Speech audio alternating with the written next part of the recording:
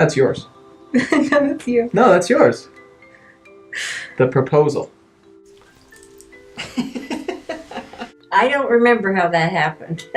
No. The proposal? Yeah. Oh. Well, she turned me down the first time because we were in downtown Sioux City, Iowa, and I thought that was a great time to do it. Spontaneous, impulsive, so...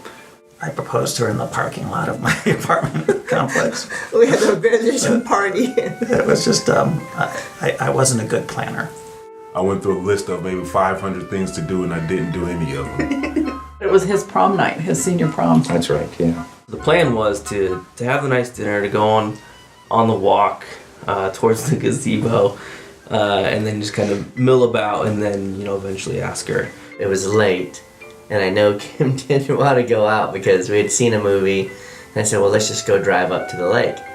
And I don't think she was really into driving up to the lake. He had packed a picnic and all of these crazy foods that you don't put in a picnic basket, Like chocolate covered strawberries. She thinks that's a crazy food. That's an awesome food. Fruit that you didn't cut up or that kind of stuff. But it was really great. I don't know how to make a picnic. I really wanted her to take a hike with me one day because I had arranged to have a plane take off from the airport in Erie with a sign on it trailing behind with the proposal message on it that was meant to circle Green Mountain.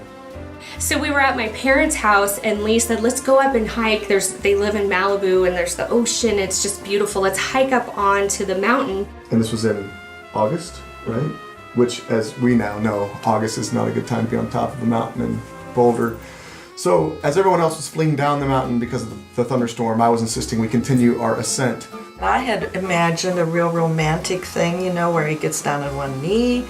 Well, first he has to ask my dad for permission to marry. We went down to the beach. And we saw a beaver and it was exciting. And we could hear rattles, like rattlesnakes in the bushes. And lightning bolts were flashing all around. And they were doing construction. And we're walking in the dark. So we went into this gazebo. The gazebo was populated by two people making out, so I had to kind of alter the plan. And I was like, no, but these guys told me there's no refunds. This is going to happen today. We ended up abandoning that because it's a funny thing. I didn't want to go any further when I heard the rattlesnakes. So we went back down and called an audible, I guess, if you will, and found a different place to propose.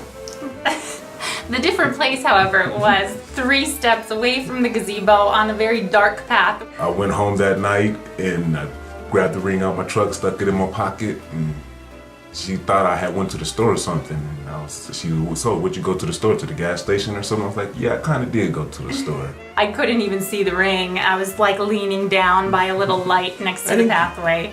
And he got down on one knee and said we should spend the rest of our lives together. And I said, that was the question. And then I looked down and saw that. Then I was on my knees. I was tying my shoe. I was on my knees. Yeah.